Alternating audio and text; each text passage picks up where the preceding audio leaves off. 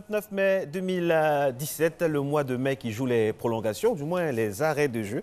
Dans quelques jours seulement, nous serons dans le fameux mois de juin, le mois des vacances pour les uns et le mois d'examen pour les autres. En tout cas, on vous souhaite beaucoup de courage dans toutes les activités que vous aurez à mener dans le mois qui va s'ouvrir bientôt comme un magnifique bouquet de fleurs. Et puis hier, vous savez, c'était la fête des mères. Donc en tout cas, il n'est jamais trop tard pour bien faire.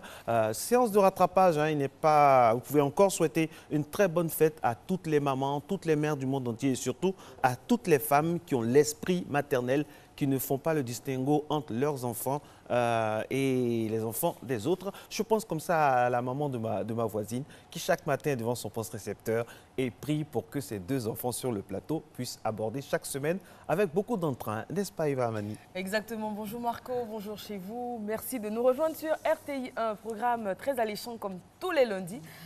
Nous parlerons sport, bien sûr, avec Serge Dacoury. Et puis, bien sûr, Gabrielle Zani sera là pour l'instant vérité. Aujourd'hui, tenez-vous bien, elle recevra M. Issiaka Konaté, qui est le directeur général des Ivoiriens de France. Et puis, en fin d'émission, pour la thématique économie, on parlera de coopérative et soyez-en sûrs, vous apprendrez beaucoup de choses, oui, avec notre invité, M. Kwadio Kwasi Jean-Baptiste, qui est auditeur financier et expert en économie. On parlera donc des coopératives et du développement économique et social des populations. Comme Marco l'a dit, on fait les prolongations pour la fête des mères, encore une fois. Excellente fête des mères à toutes les femmes. Que vous dire à part, merci pour tout ce que vous faites pour nous. Eh bien, on va vous inviter à faire un peu de sport, hein, tout simplement, oui, pour maintenir la forme et toujours aimer vos enfants que nous sommes. Le coach Fabrice est à votre disposition.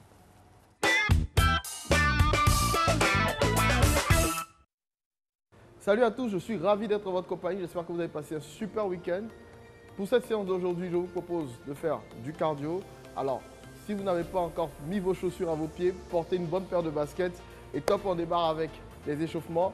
Allez, on tend le bras vers le ciel et on tend l'autre vers le sol. On regarde vers le ciel. Allez, on tire. 1, 2, 3, 4. On fait de même de l'autre côté. Allez, 1, 2, 3, 4. On pousse légèrement les hanches vers l'avant. 1, 2, 3, 4. On part à l'opposé. Là, on tire. 1, 2, 3, 4. Allez, on commence là avec des step touch. 1, 2, 3, 4. Encore. 1, 2, 3, 4. Encore. 1, 2, 3, 4. Encore. 1, 2, 3, 4. Dernier. 1, 2, 3. Ok, le premier mouvement que je vais vous proposer, ce sont les jumping jacks. Ceux qui ne peuvent pas faire les jumping jacks, vous faites toujours des step touch. Ok, on va en faire 20. On va souffler 10 secondes et ensuite on va passer au sol pour faire le grimpeur. Allez, 3, 2, 1. Top, c'est parti. 1, 2, 3, 4, 5, 6, 7, 8, 9, 10. 1, 2, 3, 4, 5, 6, 7, 8, 9. Ok, super. Allez, on souffle 10 secondes. Ok, on passe directement au grimpeur. On va croiser les jambes là. On monte, on fait 1. On revient 2. On revient 3. On revient 4. Ok, on va en faire 20. Allez, 3, 2, 1. Top, c'est parti. 1, 2, 3, 4, 5, 6, 7, 8, 9, 10. Encore 10. 1, 2, 3, 4, 5, 6, 7, 8, 9 et 10. Super. Allez, on souffle. On se relève. On va repartir encore pour les jumping jacks. Ok. 3, 2, 1. Top, c'est parti. 1, 2, 3, 4, 5, 6, 7, 8, 9, 10. 1, 2, 3, 4, 5, 6, 7, 8, 9. Ok, super. On souffle encore. 10 secondes. Allez, on respire. On expire par le nez, on expire par la bouche. Toujours. Allez, encore un peu. 3, 2, 1. On redescend là le grimpeur. Allez. Pour ceux qui peuvent aller plus vite, on y va. 1, 2, 3, 4, 5, 6, 7, 8, 9, 10. 1, 2, 3, 4, 5, 6, 7, 8, 9. Ok, super. Allez, on se relève. Ok, on respire encore. Cette fois-ci, on prend 20 secondes, 30 secondes de repos. Ok, avant de faire des sauts unilatéraux sur une seule jambe. Là, on part comme ça. On saute, on revient là. Ok, essayez de mettre le plus d'écart possible entre les sauts, entre les jambes. Ok, pour pouvoir bien vous appuyer sur chaque jambe et les faire travailler. Allez, on va y aller. 3, 2, 1. Top, c'est parti. 1, 2, 3, 4, 5, 6, 7, 8, 9, 10. 1, 2, 3, 4, 5, 6, 7, 8, 9. Ok, super. Alors, pour ceux qui ne peuvent pas faire cet exercice avec les sauts, ok, on part là. 1, sans impact. 2, 3, mais on fait de grands écarts, ok, et on lève la jambe opposée, c'est-à-dire celle qui n'est pas au sol. Donc, on fait pareil, on en fait 20. Allez, on repart. 3, 2, 1. Top, c'est parti. 1, 2, 3, 4, 5, 6, 7, 8, 9, 10. 1, 2, 3, 4, 5, 6, 7, 8, 9. Ok, super. Allez, soufflez, respirez. Alors, n'oubliez pas pour les options, on les fait sans appui. Là, on lève la jambe comme si on allait faire un talon aux fesses. Mais on veille à ce que l'écart entre les deux jambes soit assez conséquent, soit bien grand pour pouvoir toujours travailler sur la jambe de manière unilatérale. Pour les jumping jacks, si vous ne pouvez pas faire les jumping jacks avec des impacts au sol, vous les faites avec des step touch, là, et vous relevez les bras comme ceci. Enfin, pour le grimpeur, je reviens là-dessus. Si vous ne pouvez pas les faire en appui sur la pointe des pieds, comme nous les avons travaillé, vous restez là, comme ça, et on croise. C'est tout simplement comme ça. Là, vous faites bouger simplement vos jambes de part et d'autre en essayant de toucher les avant-bras ou les poignets ou les coudes si vous pouvez. J'ai été très ravi de présenter encore cette session de gym. J'espère vous retrouver donc demain avec la même pêche, le même tonus. D'ici là, portez-vous bien. Allez, bonne journée à vous. Ciao. Coach Fabrice, c'est toujours un plaisir de vous avoir en début de semaine comme ça. Ça lance la semaine et puis on est très très heureux, on est en forme. Moi ce matin, j'ai fait 10 minutes de vélo, 10 minutes d'haltère et puis voilà quoi. Et puis 10 minutes de préparatif avec Eva en maquillage, au salle de maquillage. Oui. À la salle Picasso, comme on l'appelle. Il est 6h03, mesdames et messieurs, la météo à 26 degrés pour ce moment à Abidjan avec bien sûr de fortes chances d'alternance d'éclaircies et d'orage et de pluie parce que vous le savez, nous sommes dans la saison des pluies. Aujourd'hui, c'est la journée internationale des casques bleus de l'ONU. Le 29 mai, Eva a été proclamée journée internationale des casques bleus de l'ONU. Et cette journée a pour objectif d'honorer la mémoire des casques bleus de l'ONU qui ont perdu la vue, qui ont perdu la vue. Ah non. La vie. Perdu la vue. Qui ont perdu la vie. J'arrive pas à le dire. Perdu la vue. La vie. Perdu la vie. Oui, Eva. La vie, oui, Eva. La suite. C'est pas facile à dire. Oui. Qui ont perdu la vie au service de la cause de la paix et de rendre hommage à tous ceux, hommes et femmes, qui ont servi et continuent de servir dans les opérations de maintien de la paix de l'ONU pour leur professionnalisme, leur dévouement et leur courage.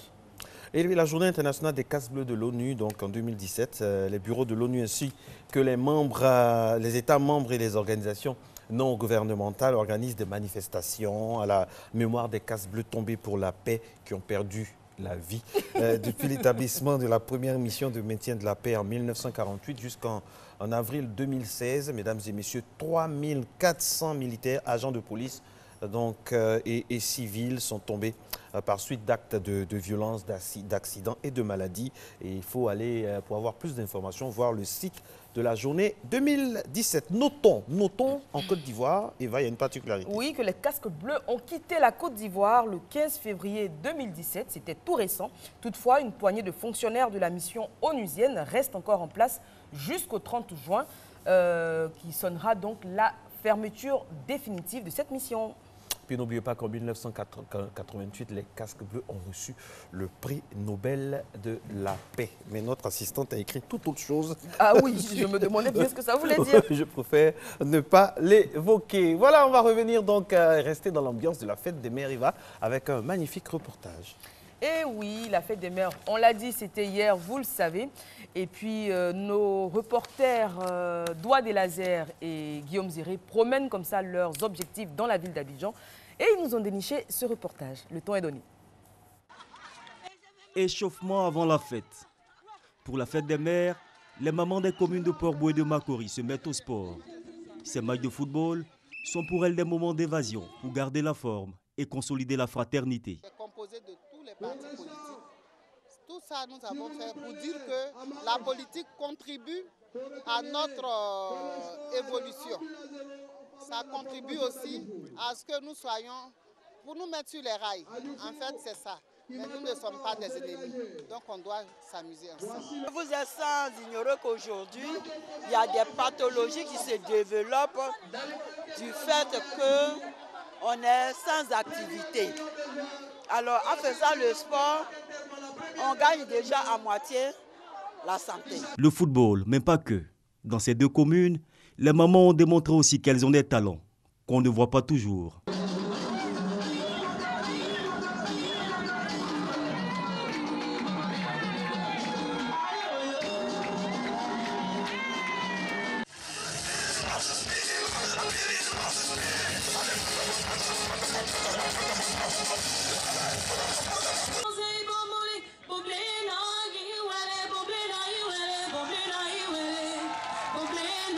Pour les initiateurs de ces deux journées, il s'agit aussi et surtout de leur donner les honneurs en tant que piliers de la société. La mère, c'est le cœur. C'est le cœur. Nous venons tous et toutes d'une mère. Alors une mère, elle doit être pleinement épanouie. Quand elle n'est pas épanouie, la famille, il s'en ressent. L'atmosphère dans la famille s'en ressent. Il y a des mamans qui n'ont pas eu d'enfants. Il y a des mamans qui ont des enfants mais qui ne travaillent pas. Il y a des mamans qui ont un seul enfant qui malheureusement est parti. Il y a des mamans qui ont des époux qui leur créent tellement de problèmes. Pour pallier à ça, nous avons essayé d'organiser ça pour qu'au sortir d'ici, nous soyons toutes relax. Des honneurs reçus avec beaucoup de joie. Nous sommes contents. Et que ce qu'on veut, c'est que ça se reporte tout le temps. Chaque année, il faut qu'on reprenne ça. Sinon, aujourd'hui, nous sommes en joie. Les cadeaux n'ont pas manqué à ces cérémonies. Les participants ont reçu chacune des vivres et des non-vivres.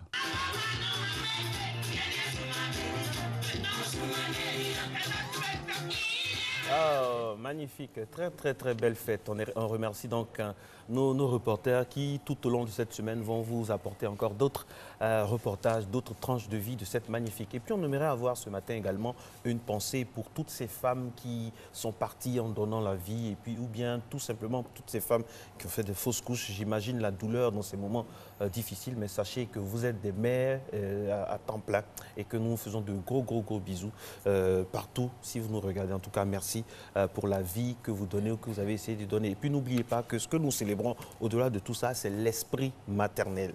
Bonne fête à toutes les femmes du monde entier, une fois de plus, qui ont l'esprit maternel. Lui, il n'a pas l'esprit maternel parce que c'est un homme, il a l'esprit paternel et surtout l'esprit sportif. Serge Dakouri est avec nous, c'est le sport maintenant.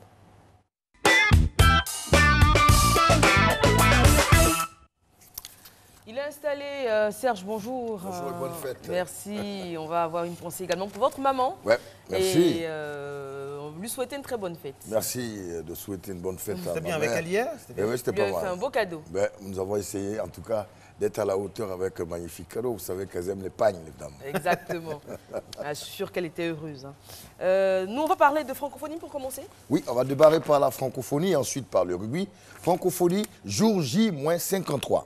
La Côte d'Ivoire va abriter les 8e Jeux de la francophonie à partir du 21 juillet jusqu'au 30. 9 jours, Abidjan sera la capitale mondiale de la francophonie. Et pour cela, le ministre en charge de la francophonie, M. Begré Mambé, a remis 23 véhicules au comité national des Jeux de la francophonie. C'était mercredi 23 mai dernier, du côté du comité du siège, c'était à Treichville. En tout cas, la Côte d'Ivoire s'apprête à fêter cet événement où 4000 visiteurs vont venir compétir dans 10 disciplines et de la culture. Et pour cela, le comité donc, a été doté de véhicules par le ministre en charge de la francophonie. Jour J-53, dans un mois, plus de 27 jours, la Côte d'Ivoire sera la capitale mondiale de cette discipline, de cette fête de la francophonie, avec 4000 athlètes. On parle de 7000 visiteurs ici à Abidjan. Et puis, on imagine le village. J'ai eu des informations. Le village olympique. Le village c'est olympique. Du côté de l'INJS. Ce sera doté de toutes les commodités. Toutes les commodités. De nuit. Il y a une salle, il y a une salle de muscu, il y a une salle de presse, audiovisuelle high-tech,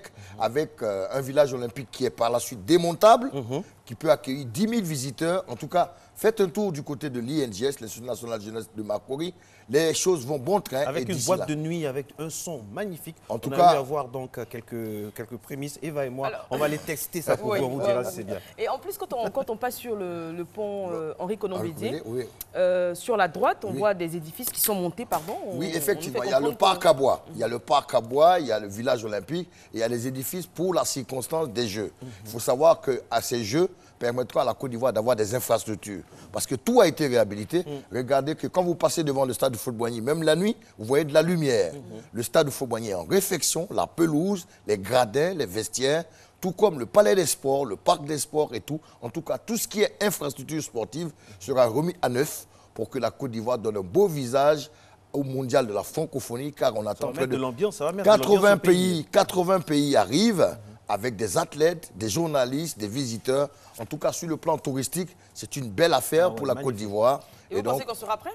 L'État de Côte d'Ivoire a mis les moyens. Je pense que le gouvernement est toujours prêt quand il s'agit des événements de cette portée. L'État de Côte d'Ivoire a mis les moyens, mais est-ce que les moyens sont arrivés sur place? Les moyens sont arrivés, je peux vous le dire. Il y a 23 véhicules qui ont été donnés. Et la semaine dernière, le ministre des Sports a remis un chèque de 543 millions aux 8 fédérations sportives concernées par les Jeux de la francophonie, du basketball, de tennis de table et autres. Donc, les moyens ont été dégagés afin que la représentation ivoirienne sportive soit prête le jour J. Parce que parfois, la lourdeur administrative nous amène dans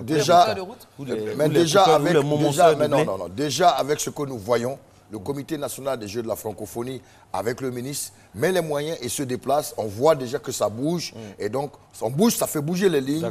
Plan infrastructurel, ça va aller. Et les équipes se préparent activement.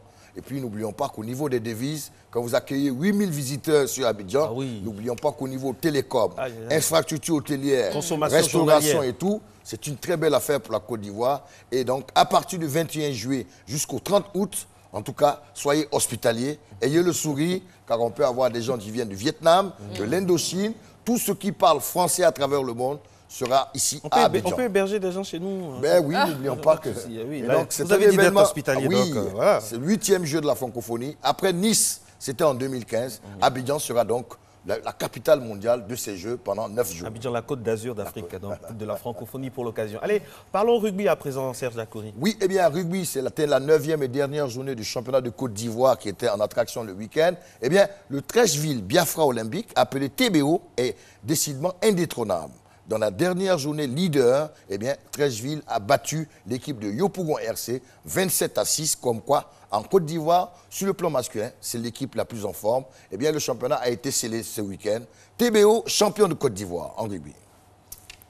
Troisième élément, volleyball. Bah oui, toujours la 9e journée, avec le stade de Robert Champoux qui était en attraction pour recevoir les dames et en hommes dans cette discipline. Eh bien, samedi, du côté des dames, la SEC Mimosa a battu l'équipe de Descartes 3-7-0, 25-17, 25-23 et 26-24, avec une équipe de la SEC en démonstration. Deuxième match, c'était en homme le lendemain. Port-Boué a pris le meilleur sur l'équipe de Tafiré, 3-7-0, 25-23, 25-14 et 25-19. Et ensuite, il y a eu le match des corps habillés. La SOA, la Société Omnisport de l'Armée, qui était opposée à l'AS Police. Eh bien, la Société Omnisport de l'Armée, la SOA, a disposé de l'AS Police 3-7-1 pour ce match en retard. Voilà un peu ce qui concerne le volleyball en Côte d'Ivoire. On finit? Bien sûr, par le sport d'Irois, qui est le football. Oui, 23e journée du championnat de Côte d'Ivoire ce week-end, avec des matchs programmés samedi, dimanche et qui finiront aujourd'hui. Eh bien, samedi, 23e journée, il y avait deux matchs qui étaient programmés du côté du Robert Champoux de Makori. L'AS Standa, champion en titre, qui nous vient du nord-est Côte d'Ivoire, opposé à l'équipe de l'AS Denguélé. C'était un duel de deux équipes de l'intérieur. Eh bien, Tanda, sur la plus petite marge, assez difficilement, s'est imposé 1-0, réalisation de Diabaté Enza à la 77e minute. Deuxième match, l'Africa face à Moussou. Eh bien, l'Africa a été tenu en échec par cette belle équipe qui nous vient d'un quartier de Bassam, Moussou, 0 but partout. Le lendemain, la SEC Mimosa était en attraction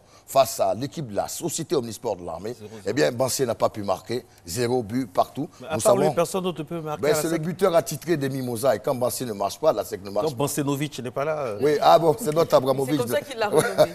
Et donc, voilà un peu pour le championnat. Maintenant, allons en Europe. Il y a eu 3 coupes en Europe. La Coupe de France, la FA Cup en Angleterre et la Copa del Rey en Espagne. Eh bien, en France, le PSG s'est imposé 1-0 dans le duel d'Ivoirien entre Nicolas Pepe, côté Angers et Serge Aurier. 1-0 pour Paris. En Angleterre, c'était la FA Cup entre Chelsea et Arsenal. 2-1 pour Arsenal. Et la Copa del Rey, Luis Enrique termine en beauté. Alors, il ne sera plus le coach de Barcelone.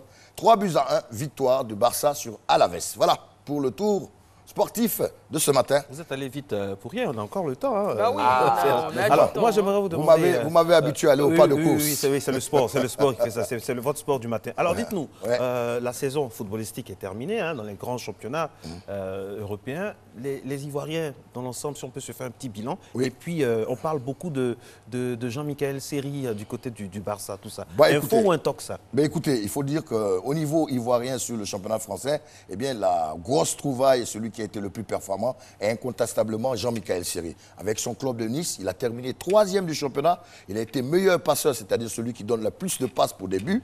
Il est considéré comme le 3e en Europe, après Andrés Iniesta du Barça, Toni Kroos du Real Madrid, avec une qualité de passe reconnue. Il a été prix meilleur joueur africain du championnat de France, prix Marc Vivienne Foé. En tout cas, avec ses performances, il est convoité par les plus grandes écuries. Le Paris Saint-Germain est sur la liste, le Barcelone aussi est sur la liste, le Real Madrid et autres. Donc, ils viennent se marier aussi il n'y a pas si longtemps à Nice, sur la côte. Et donc, c'est très bien passé. Tout roule au super. C'est une super année pour lui. Tout roule au super pour lui. Et donc, attendons de voir si véritablement le marché du transfert qui démarre très bien le mercato, s'il va changer de club. En tout cas, on parle de sa cote libératoire de 26 milliards de francs CFA. Si vous déposez 26 milliards sur la table du club de Nice, vous pouvez recruter Seri Jean-Michel, car aujourd'hui, sa valeur marchande a augmenté avec la performance réalisée dans cette Ligue 1. Il jouera normalement la Ligue des Champions. 100 kilos, hein? Avec... Alors, quid de... Première question, il a demandé comment se sont illustrés les Ivoiriens au général. Je parle de Seri Jean-Michel parce que bon, il a été quand même pris Marc Vivienne Foé. Serge Aurier n'était pas en reste quand même. Il a joué quelques matchs avec le Paris Saint-Germain. Il a terminé vice-champion. Il a gagné la Coupe de la Ligue. Il a gagné aussi la Coupe de France. Il a des envies d'ailleurs. Oui, aussi. Mais Nasser El Khelaifi veut qu'il reste à Paris. Vous connaissez bien le nom du président délégué. C'est Nasser El Khelaifi du PSG qui veut le garder, qui veut augmenter son salaire. Pendant ce temps, Manchester United le drague parce que par l'entremise de Eric Bailly, José Mourinho le veut à Manchester. Eh bien, Serge Aurier veut partir. Paris veut le maintenir. Et donc, ils sont dans les tractations. Je pense qu'il doit avoir un peu marre de la France avec toutes les polémiques. Oui, effectivement. Avec ses problèmes extrajudiciaires et aussi avec la presse qui a eu quand même, qui ne le lâche pas. Eh bien, certains estiment qu'en quittant la France, ce serait mieux pour lui et surtout pour jouer avec Manchester United, qui est un grand d'Europe et qui vient de remporter la Ligue Europa, qui lui donne droit à jouer la Ligue des Champions l'année prochaine. Alors, Serge, il y a aussi ce contingent d'Ivoiriens qui jouent dans des championnats peut-être qui ne sont pas trop sexy, entre guillemets, qu'on ne connaît pas trop, mais qui font, par exemple, en 2e division, il y a des équipes comme Nîmes, il y a des Ivoiriens. Mais oui, mais on veut parler quand même des Ivoiriens qui ont été sacrés cette année. Oui. C'est vrai qu'on n'en parle pas assez, mais on peut parler par exemple de Doumbia Seydou, de Séré Dié et de Adama Koné avec les championnats suisses. Ils ont été champions et ils ont gagné la Coupe de Suisse. Ça, il faut en parler. Oui. Maintenant, en Angleterre, depuis qu'il a pris la tunique orange blanc vert, il est tout feu, tout flamme. Wilfried Zaha, avec son club de Crystal Palace, il a été l'un des meilleurs joueurs africains de ce championnat. Eh bien, lui aussi, il est convoité. Les grands clubs le veulent parce qu'il a marqué autour de 8 buts cette année. Et il a été quand même flamboyant avec l'équipe de Côte d'Ivoire. On peut parler de Wilfried Zaha. En Italie, on va parler aussi de Kessié, qui a quitté son club de Atalanta de Bergame pour signer au Milan AC grâce à ses meilleures performances. Il est l'un des meilleurs milieux de terrain du calcio italien. Eh bien, il va changer de club pour quitter Atalanta de Bergame pour venir du côté du Milan AC. On parle de 1,6 milliard à l'année pour son salaire annuel. Donc, comme quoi, les Ivoiriens, il y a certains qui sont illustrés cette année dans leurs championnats respectifs. Ils sont bien illustrés. Par contre, il y a un jour, je ne sais plus son nom, qui a fait un... qui a refusé la sélection ivoirienne au profit de la sélection française. Voilà. C'est le joueur de Monaco. C'est le joueur de Monaco. Thiemoué Bakayoko, né en 1994 en France. Eh bien, on l'a approché pour qu'il joue avec l'équipe de Côte d'Ivoire. Il est champion cette année avec Monaco. Il nous a fait un volte-face. Il avait promis venir. Et puis, quand Pogba s'est blessé, que Didier Deschamps l'a appelé à l'équipe de France, il allait jouer le match contre l'Espagne. C'est fini.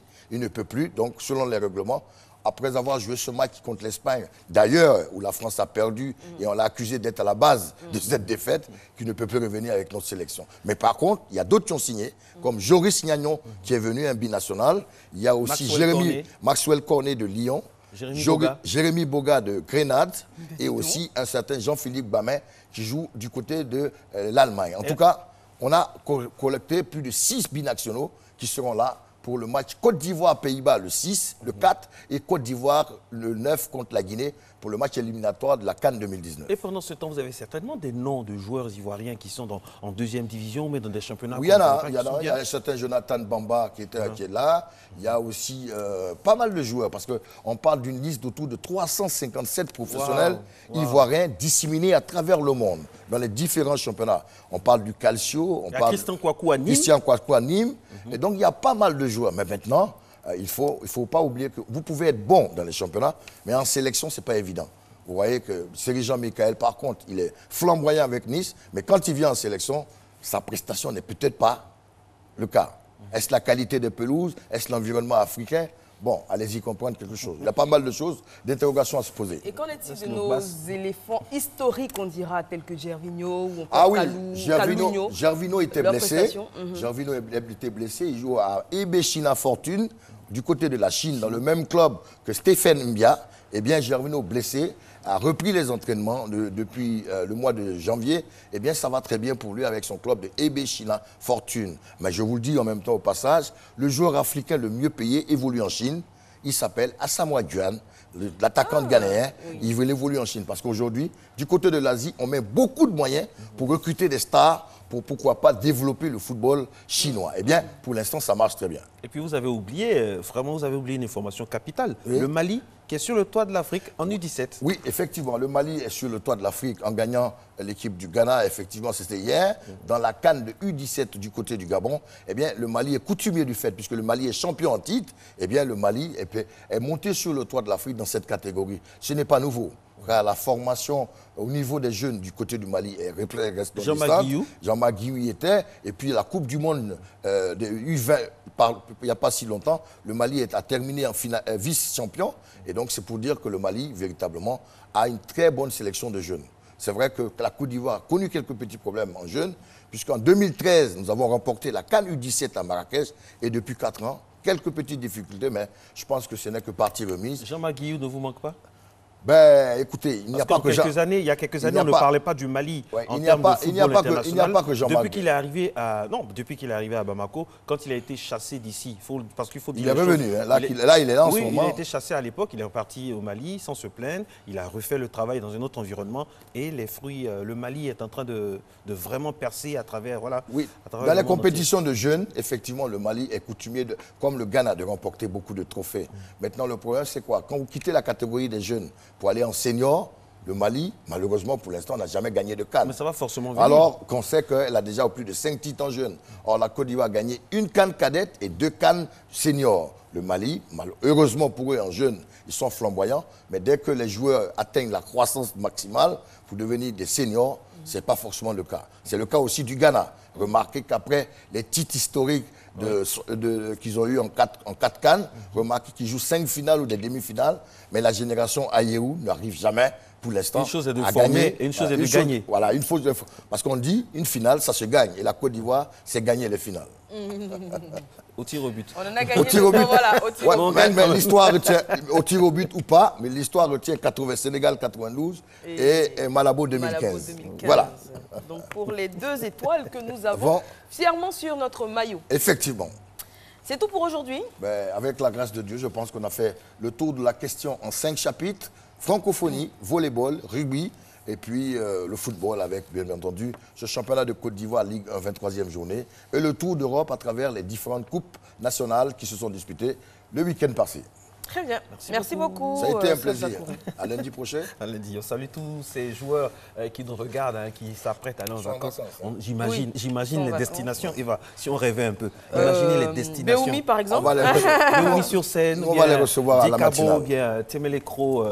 Voilà quoi. Franchement, j'imagine les destinations. Et là, tous les billets sont pris pour la famille, tout ça. Oui, et ils ont combien de jours de vacances concrètement? Pratiquement un mois. Parce que, oui, un mois parce que il y a ce qu'on appelle les compétitions aussi internationales, puisque certes, il y a 27 joueurs qui ont été appelés par Wilmot pour le match amical contre les Pays-Bas. Ce sera le 4. Et il y a aussi le match des éliminatoires le 9. Après ça, ils vont en vacances. C'est pratiquement 4 semaines. Par la suite, ils vont reprendre les entraînements pour préparer la saison qui vient. Voilà. Très bien. Et puis parlons de football, justement. On va souhaiter un joyeux anniversaire à Gervinho, qui fêtait son anniversaire hier. Merci beaucoup. À bientôt. Et on va vous inviter à rigoler, à sourire et pourquoi pas à rire. Ce sera l'affaire donc des zinzins de l'art. On se retrouve juste après.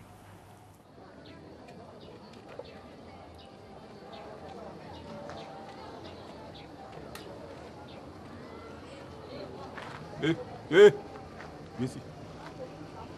Tu vas où? Moi. J'aime pas ça. Je demande. J'aime pas ça. Tu vas où? Hein? Tu vas où? Tu te demandes, tu dis là? Je vais là-bas là. Allez là. C'est pour mon vieux pain. Attends là, attends. Du vieux.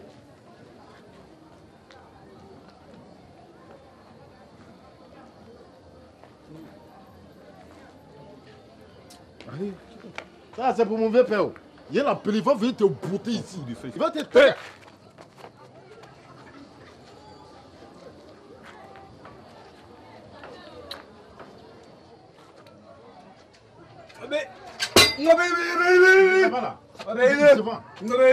Non, allons. C'est un petit peu petit. Voilà, c'est lui, viens. C'est lui là. Bâtard là, il t'a dit non, c'est mon vieux. Faut m'insulter. Faut parler maintenant, c'est mon chao. Ouais, c'est lui qui est là. Si t'es un garçon, faut parler. Bâtard, chien. Il y a un final. Le vieux, faut le gars.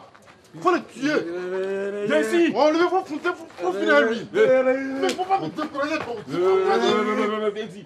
C'est pas dans votre tête. On va toucher à ça. Billy.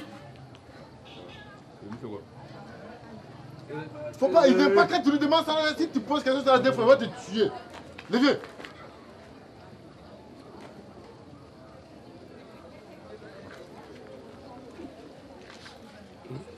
Oh, le vieux va faire quelque chose. Eh Dieu, si t'as là, le vieux.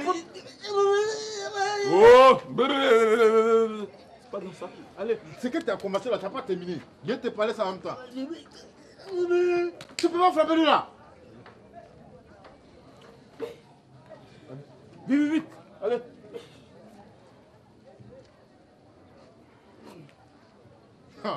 C'est maintenant que tu es mort. Il a enlevé ses deux soucis là. C'est là maintenant que tu es mort. Le vieux. Il faut le frapper en haut.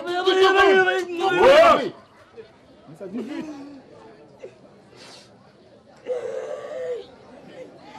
Voilà, c'est maintenant que tu apprendras. Tu as enlevé le deuxième sujet là. C'est là qu'il va te tuer. Lui là, il le connaît. Mon vieux, vous votez. Faut faire ça. Enlève.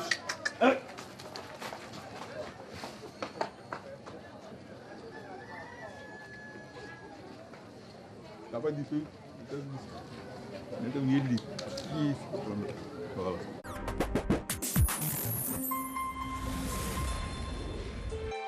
RTI 1, la chaîne qui rassemble.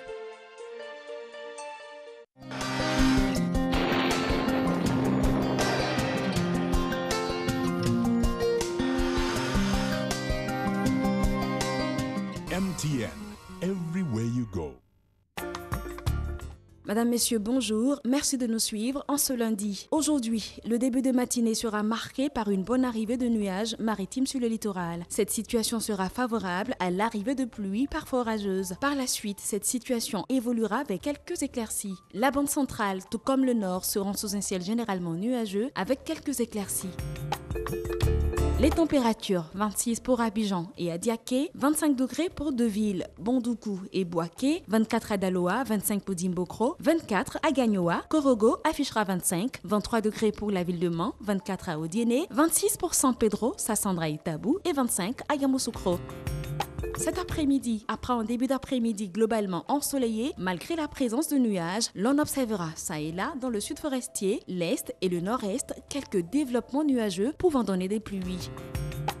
Les températures de notre après-midi, 29 pour la ville d'Abidjan, 30 pour Adiaké, 33 degrés à Bondoukou, 31 pour Boaké et Daloa, 33 à Dimbokro, 31 degrés pour la région du Go, 33 pour Korogo, Mans affichera 32, 33 pour Odiéné, 30 à San Pedro, Sassandra et Tabou et 31 pour Yamoussoukro. Merci, mesdames, messieurs, de nous avoir suivis. Très bon lundi à tous et à chacun.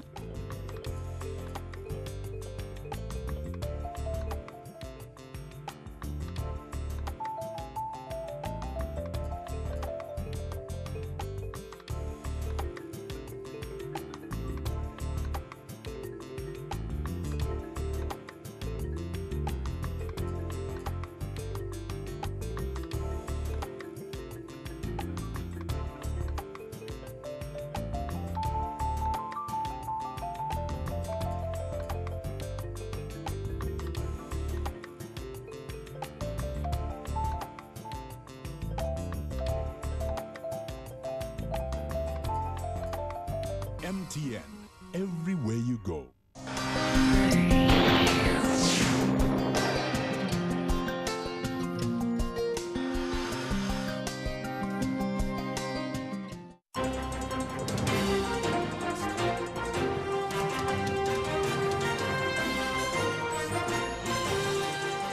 Bonjour mesdames et messieurs, bienvenue dans ce 6h30.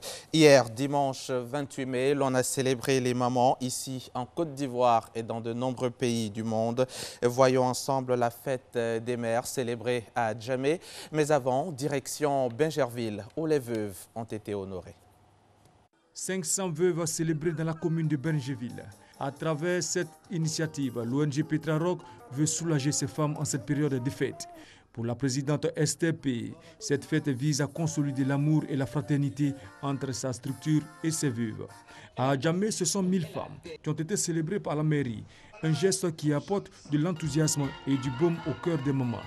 Pilier de l'économie de cette commune. Pour l'adjointe au maire Sita Kone, l'heure est à la réconciliation. Elle a donc invité ces femmes à s'unir pour le bonheur de leur commune. Toujours à Djamé, à l'école maternelle Palais, les enseignants ont également été célébrés.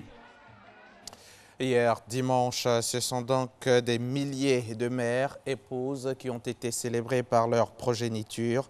Mais comment celles qui n'ont pas connu la joie de l'enfantement vivent-elles cette célébration? Une interrogation à laquelle notre équipe de reportage a tenté de répondre. Elle est allée à la rencontre d'Amoin, 88 ans, sans enfant.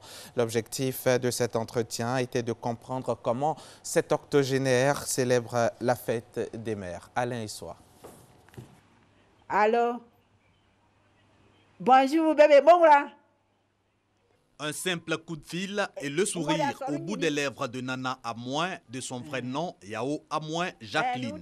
C'est que l'autre personne au bout du fil n'est pas n'importe qui, c'est la seule des 12 enfants qu'elle a adoptés et éduqués qui vient de lui souhaiter bonne fête maman.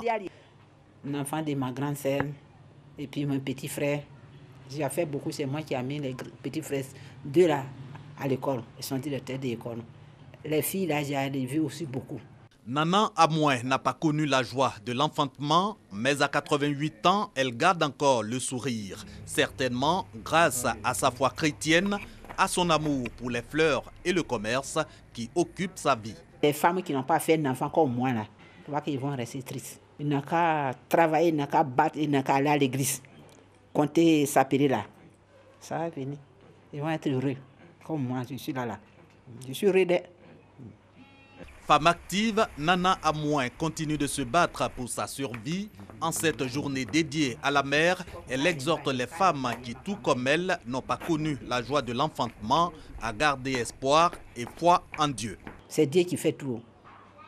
C'est Dieu qui donne. Donc ce que Dieu m'a donné là, j'ai appris. Ce qui ne m'a pas donné, à cause de ça, je n'ai pas resté triste et puis vieilli et puis tomber malade toujours. Donc, la fête des mères, pas seulement pour célébrer celle des femmes qui ont connu la joie de l'enfantement, elle devrait concerner tout simplement la femme. C'était un reportage signé Alain Essois, mais commenté pour vous par Léon Brou. Venons-en maintenant au chapitre sécurité de ce journal. La COMNAT ALPC, la Commission nationale de lutte contre la prolifération et la circulation illicite des armes légères et de petit calibre, sensibilise sur les armes légères. On en parle avec Sam Conan et Abou Sanogo. Salle de réunion de l'hôtel Sofia de San Pedro. 5e réunion d'un comité technique et de pilotage du projet CEDEAO Union européenne sur les armes légères et de petit calibre. Un projet qui vise à prévenir les conflits et à sensibiliser les communautés sur les risques liés à la prolifération illicite des armes légères et de petit calibre, de même qu'à renforcer les capacités des institutions de sécurité et des communautés en vue de renforcer la sécurité aux frontières ouest du pays. Occasion pour les 7 pays participants de plancher sur la problématique du contrôle des armes. Les membres des comités techniques et de pilotage du projet CEDEAO Union européenne se sont par la suite rendus à la 5e Légion de gendarmerie de San Pedro où ils ont visité le conteneur de stockage d'armes légères. Tabou et Grabo ont bénéficié de remises de matériel de réhabilitation et d'équipements d'infrastructures sanitaires dans le cadre du dépôt volontaire d'armes. L'actualité internationale en bref, investir dans la paix à travers le monde. Tel est le thème de la journée internationale des casques bleus de ce 29 mai. L'ONU déploie actuellement plus de 113 000 militaires, policiers et civils dans le cadre de 16 opérations de maintien de la paix sur 4 continents.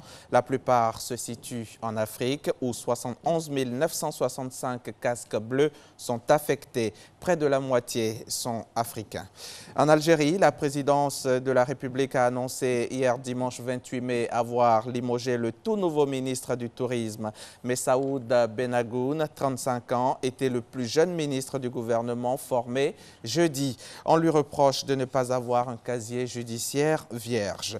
En RDC, République démocratique du Congo, un expatrié français enlevé depuis mars dans l'est du pays a recouvré la liberté.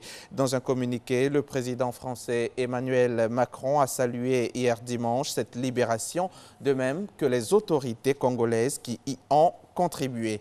Emmanuel Macron, justement, reçoit ce lundi 29 mai son homologue russe pour une visite de travail. Vladimir Poutine est le premier chef d'État étranger reçu par le président français depuis son élection.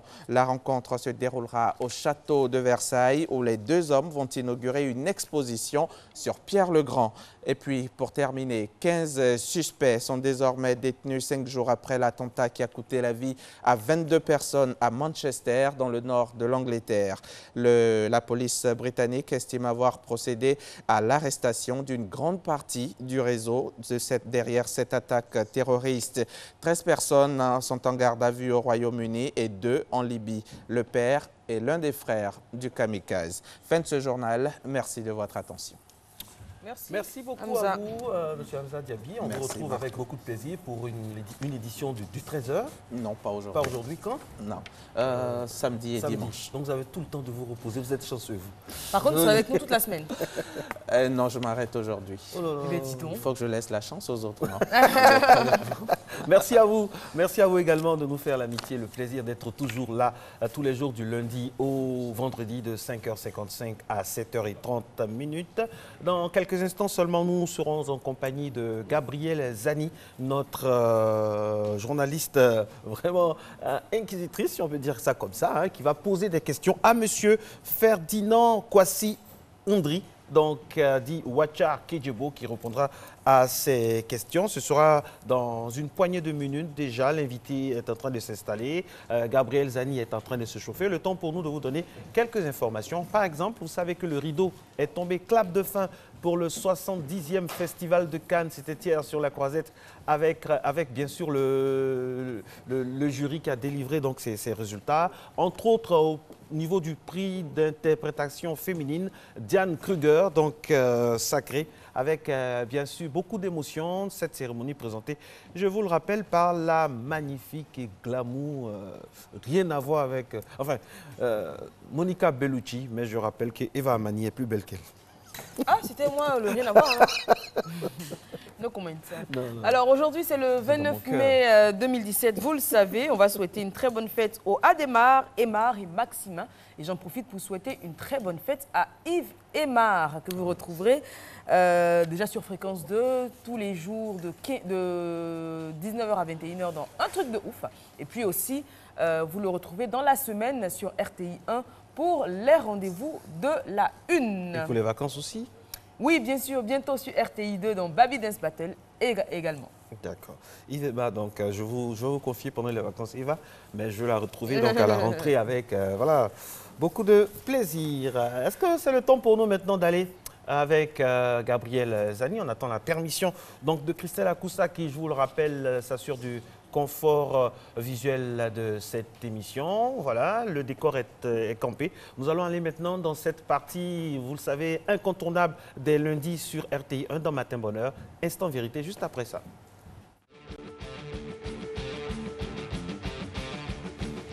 Le meilleur du sport, c'est sur RTI 1, tous les lundis à 20h50 avec Lundi de sport.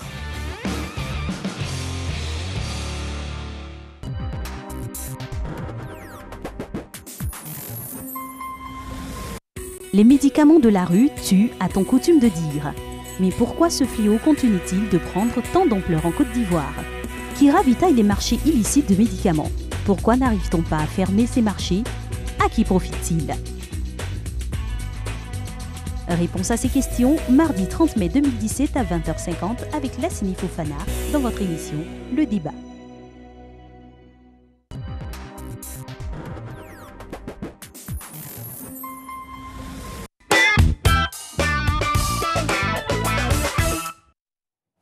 Bonjour à toutes, bonjour à tous, mesdames et messieurs. Bienvenue et puis merci de suivre Matin Bonheur. Ils sont partis en exil en avril 2011. Aujourd'hui, après des années passées au Ghana, des leaders de l'Est Galaxie Patriotique reviennent en Côte d'Ivoire. Dans cette caravane de retour au Bercail se trouve Ferdinand Ondry Kwasi, communément appelé Wacha Kejibo. Alors question, pourquoi ce retour alors que rien ne le présageait? Mesdames et messieurs, Wacha Kejibo est avec nous ce matin sur le plateau de Instant Vérité. Bonjour messieurs. Bonjour madame. Quelle appellation préférez-vous, Wacha Kejibo ou encore Ferdinand Kwasi Peu importe, parce que maintenant les Ivoiriens sont plus habitués à Wacha Kejibo. D'accord. Lorsque je dis mon nom, mon vrai nom, on dit non, c'est pas toi. On préfère Wacha. D'accord, donc Wacha Kejibo. Donc bonjour et encore bienvenue à Instant Vérité. Merci. Alors, 5 ans et demi d'exil au Ghana. Vous rentrez en 2016 en Côte d'Ivoire, au pays. Yeah. Pourquoi? Pourquoi avez-vous accepté de rentrer en Côte d'Ivoire? Ben, je voudrais vous dire merci. Et en ce moment, je prends la parole. Je voudrais avoir une pensée pour toutes les femmes de notre pays. Parce que nous célébrons celles qui donnent la vie, les gardiennes de la vie. Je voudrais saluer à travers vous toutes nos mamans. Et je vais aller droit au but. Nous sommes revenus parce que c'est ce qui est normal. Il y a eu une crise et il fallait se mettre à l'abri. Parce que les autorités nouvelles qui venaient d'accéder au pouvoir même ne maîtrisaient pas totalement la situation. Et je ne suis pas un djihadiste pour défier la mort. Et donc, il était plus sage pour nous, en tant que leader d'opinion de premier rang, de nous mettre à l'abri. C'est pourquoi je me suis retrouvé en exil avec de nombreux autres Ivoiriens. D'accord, donc voilà. Vous êtes revenus? Nous sommes revenus, bien entendu, pour prendre notre place, parce que c'est notre pays. D'accord. Alors, donc, vous rentrez à Abidjan pendant que certains parmi vos camarades de lutte refusent la main tendue du pouvoir. Alors, dites-nous, vos amis vous traitent aujourd'hui de traite. Qu'est-ce que vous répondez à cela? Oh ben, je ne voulais pas accorder d'importance à ces allégations, à ces énormités. Vous savez, chacun de nous a une culture politique, a une éducation. Moi, je suis oufouettiste. J'ai été éduqué politiquement au mamelles du PDCI-RDA. Et vous savez, il y a beaucoup qui font la politique par accident. Et ça, je vous le dis net. D'autres, à peine avoir fini leurs études universitaires, n'ont pas eu le temps de se former. Mais j'ai été formé. Depuis 1980, je fais de la politique. Je suis un homme politique. Le fait d'être un jeune patriote, non, de la glace, non. Et donc, je n'accorde pas assez d'importance à ce qui est dit. Quand n'a-t-on pas raconté? Oh oui, mais bien entendu, on a dit même depuis Accra que j'avais reçu des centaines de millions. Non, mais vous allez accorder de l'importance que je vais vous dire. Mais je vous écoute. Depuis le Ghana, vous avez dit, nous sommes encore en exil parce que nous voulons rester dignes. Maintenant que vous êtes entré, oui, est-ce à dire que vous avez vendu votre dignité? Oh non, non, pas du tout, madame. Vous savez, la politique n'est pas une vérité mathématique. La politique, elle est évolutive. La vérité d'aujourd'hui n'est pas celle d'hier, non. Ils vous ont connu très difficile, ils vous ont connu un peu extrémiste sur le bord. Je ne suis pas un extrémiste. Pourquoi vous êtes rentré? Je ne suis ni extrémiste ni radical. Je suis un défenseur de la démocratie. Et je suis un défenseur de la vérité. C'est vrai que nous sommes partis en 2011. En 2011, il y avait un problème qui était là. Il y avait un contentieux qui n'a pas été vidé au niveau de la question électorale. Revenons au débat. Mais écoutez, voilà, non, mais je suis dans le débat. Oui. Rassurez-vous que je suis dans le débat. Allez-y, allez-y. Vous comprenez? Voilà. Je vais répondre. Nous, c'est une pédagogie. Il y avait un contentieux qui n'a pas été vidé. Mais les choses ont évolué à partir de 2015. Il y a eu des élections dans ce pays. Pendant que je suis en exil, des Ivoiriens ont voté. Il y a eu un président qui a été élu. Donc, les choses ont évolué. Mais je comprends en même temps la situation des uns et des autres. Nous sommes des hommes. Chacun a un tempérament. Chacun a un cœur. Et on n'a pas la même capacité d'oublier, de vider nos douleurs. Vous êtes venu pour prendre votre place. Dans un entretien que nous avons eu, vous avez dit que vous êtes venu pour la réconciliation nationale. Bien. Alors, pourquoi vous n'avez pas essayé de convaincre ceux qui étaient avec vous au Ghana? Pourquoi? Vous pensez que je suis venu comme ça la nuit, sans dire au revoir à mes amis? Non. Non, vous avez venu. Non. On le sait très bien. Non, mais écoutez, oui, mais il y a eu une mission du gouvernement ivoirien, conduite par la ministre Maré Toukone, que je voudrais saluer. Dirigée par le président de la République de la Côte d'Ivoire, M. Alassane Ouattara. Donc, on a estimé boycotter cette rencontre. La RTI y était. Moi, je suis parti parce que une nation a le devoir de se réconcilier. Nous avons l'obligation de nous parler. Et cela commence par le dialogue. Et la question que je pose... Non, avant de prendre ma valise, j'ai dit au revoir à mes amis. La question que je pose est la suivante.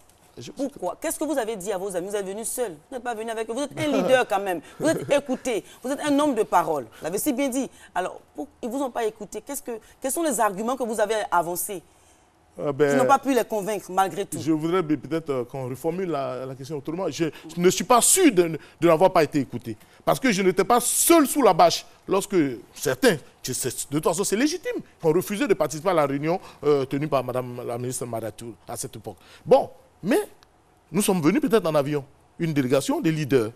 Le ministre Kadé, le commandant Kabé, moi et Franck Yaon qui étaient dans le groupement de sécurité présidentielle, sommes arrivés. Mais après nous, la semaine qui a suivi, il y a eu des centaines d'Ivoiriens qui sont arrivés, des étudiants, des gens de toutes les classes. Les gens sont venus. Donc on a été écoutés. Est-ce que vous êtes prêts pour une mission au Ghana, au fin de pouvoir convaincre ceux qui sont restés? En réalité, madame, je n'ai jamais cessé même de parler aux uns et aux autres. Parce que nous sommes des milliers. Il y a des milliers d'Ivoiriens à l'extérieur. Et ce n'est pas bon pour la Côte d'Ivoire, vous savez, pour notre image. Et donc notre devoir en tant qu'Ivoiriens, c'est de chaque jour que tu fais, de chercher à ramener tous nos concitoyens. Ce n'est pas une fierté pour moi, d'être ambigu et puis savoir que certaines personnalités, certaines figures sont encore à l'étranger. Comment vivez-vous votre réintégration? Vous êtes revenu en Côte d'Ivoire depuis, ça fait 1 an maintenant, mais 8 mois, je crois. 8 mois. Voilà. Comment vivez-vous votre réintégration? Je suis en paix. Moralement, ça va. Moralement, ça va. Parce que vous savez qu'on a quitté nous sommes partis du pays. Bon, tout est parti avec, justement, nous-mêmes. Et tout a été laissé ici. Mais nous sortons d'un conflit, évidemment. Il y a eu des dommages collatéraux, c'est clair. Nous revenons, on n'a plus rien, c'est clair. Donc, la réintégration, elle a deux niveaux. Il y a ceux qui sont des seulement fonctionnaires. Et là, je crois que l'État fait l'effort de respecter aussi ses engagements. Ils ont été réintégrés. Mais moi, je suis là parce que je n'étais pas fonctionnaire, je ne travaillais pas à la fonction publique. J'avais mes propres activités, mes petites affaires. D'accord. Alors, que faites-vous maintenant de la politique? Je continue la politique. Je suis chef d'un parti politique. Je suis un passionné de la politique depuis mon jeune âge. Donc, je continue la politique. Alors, si vous continuez la politique, quel est le rapport, ou quel type de rapport entretenez-vous avec le camp AFI et le camp Aboudraman Sangaré? Je ne voudrais pas prendre position ici, bon... Non, vous allez prendre position. Parce qu'ici, il s'agit de dire la vérité. Oui, mais je vous dirai la vérité. Oui, je vous dirai la vérité. Tenez-vous avec Afim Guesson? Je suis... et avec Sangaré? Je suis pas un pro-Afi, ni un pro-Sangaré. Je suis pro-Gbagbo, comme on le dit, parce que très attaché au président Laurent Gbagbo, c'est clair. Mais je suis un partisan de la vérité. Je suis un partisan de la vérité, madame. Est-ce que vous êtes un partisan de la vérité? Mais je suis en train de vous... Oui, laissez-moi coucher. Non, allez-y. Laissez-moi vous dire que la politique ne s'accommode pas d'émotions. Quand on a gouverné un pays, il y a une attitude qu'il faut avoir à un moment donné. On ne peut pas sortir de la clandestinité, gouverner un pays et puis faire comme si on n'a jamais été à la tête de l'État. Moi, je dis, il y a une attitude, on me qualifie de pro-Afi. Je ne suis pas pro-Afi, mais je pense que la méthode employée par Afi est la bonne. C'est-à-dire le dialogue. Un adepte de la vérité. Tout à fait. Selon vous, où se trouve la vérité? Afi et Sangaré, où se trouve la vérité? Doit-on continuer le FPI avec Afim Guesson ou on reste pour attendre Laurent Gbagbo? Ben, pourquoi attendre Laurent Gbagbo? Ça n'a pas de sens. Il n'y a rien de nouveau sous les soleils. Le président Bédié, je suis militant du PDCI depuis 1980, je vous l'ai dit. Oui, mais vous êtes parti, vous êtes un transfuge. Calmez-vous, calmez-vous. Vous êtes parti, vous êtes parti du PDCI pour être LMP. Je suis désolé. La LMP n'est pas un parti politique. Revenons. Alors, vous comprenez? Où se trouve la vérité? Je pense que Afi a la meilleure approche. Parce qu'on ne fait pas la politique avec la chaise vide. Ça ne paye pas. Ce n'est pas productif. Voilà. Le président Laurent Gbagbo a plus que jamais besoin de nous, de notre intelligence, de notre sagesse pour le faire sortir de la prison. Quel regard portez-vous sur l'ancienne galaxie patriotique? Ben, ça a été une belle aventure, madame. Ça a été une belle aventure parce que la galaxie patriotique, non, c'est les enfants du FPI. Moi, je ne suis pas FPI, mais vous savez. Mais les Ivoiriens se sont retrouvés dans un creuset qu'on appelait la galaxie patriotique. Du nord, du centre.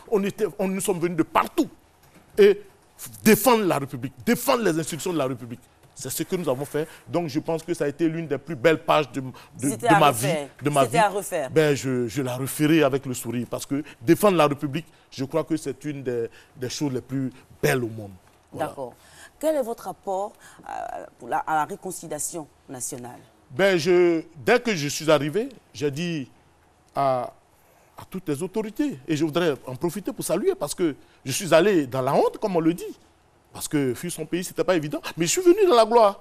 De la façon dont on a été accueillis, j'étais surpris. Hein? Tamac présidentiel, tout, vous avez vu, RTI direct, ben, tout en note. Mais j'ai dit que je suis disposé pour la paix. Je suis venu avec un cœur très apaisé parce que c'est à deux qu'on fait la réconciliation. Il ne faut pas qu'il y ait de décalage entre nos discours de réconciliation et puis nos comportements. Il y a des actes à poser pour que la Côte d'Ivoire soit pacifiée. Quand vous êtes venu, depuis que vous êtes venu, quels sont les actes que vous avez posés concrètement pour la réconciliation en Côte d'Ivoire? J'ai eu un grand rassemblement chez moi au village Abouaké, à Diabo précisément, pour m'accueillir, me souhaiter la bienvenue. Mais je n'ai pas manqué à cette occasion de lancer un appel, de parler aux parents, pour dire il faut qu'on oublie ce qui est passé. Parce qu'on n'a pas le choix, comme disait Houphouët-Boigny. Nous sommes une poussière d'ethnie, donc condamnés à vivre ensemble. On n'a pas le choix.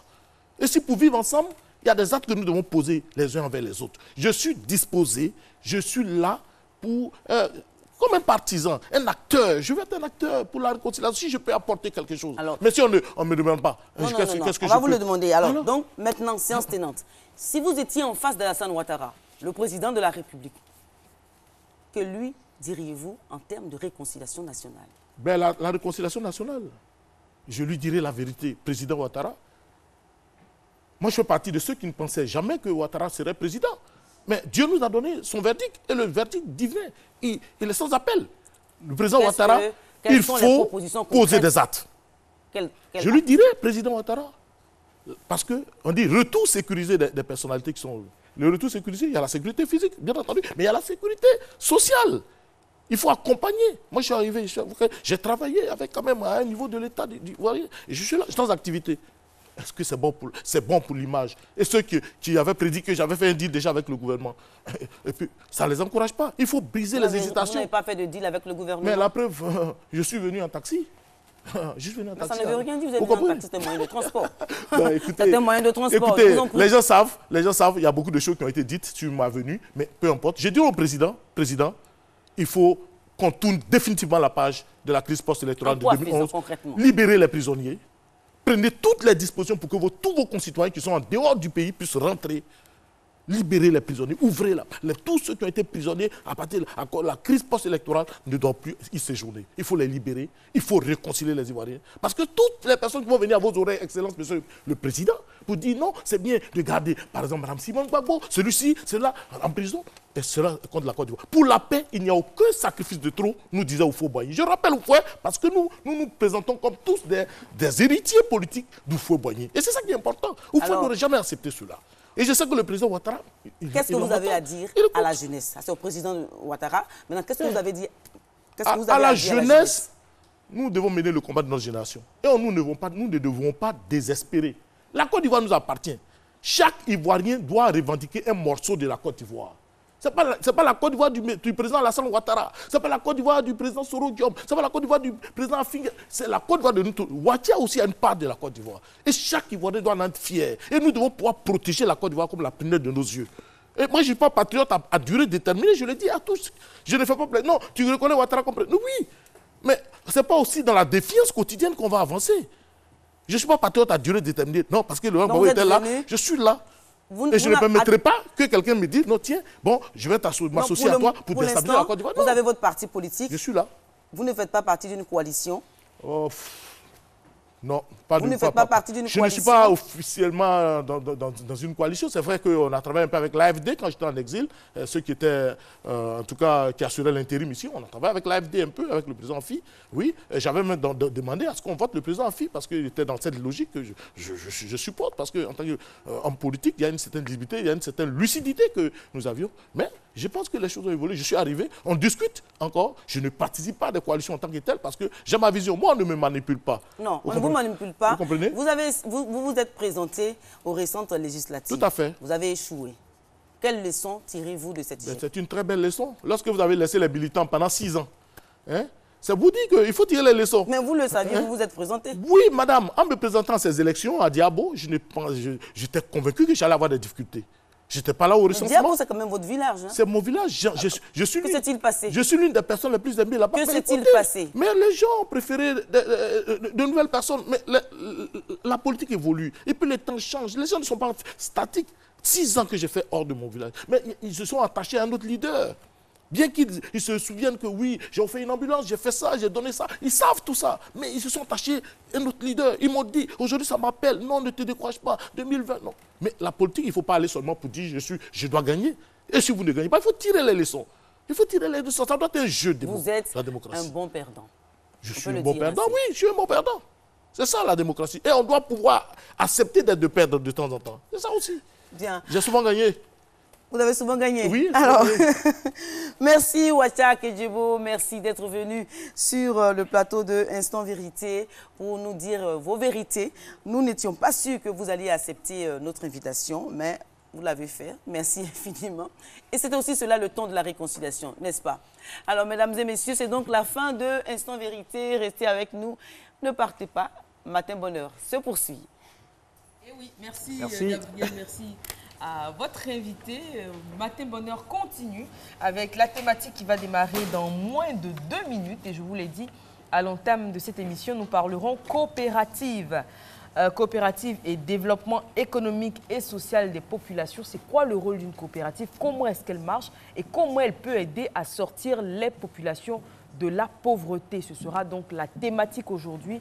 On vous rappelle que nos réseaux sociaux sont à votre disposition, notamment la page Facebook Matin Bonheur officiel, où vous pouvez poser toutes les questions à notre invité, qui est déjà installé d'ailleurs, M. Kouadio Jean-Baptiste, consultant formateur en économie. Merci encore une fois pour votre fidélité à cette matinale. Je vous propose de regarder tout simplement le jingle, l'élément explicatif. On se retrouve tout de suite après.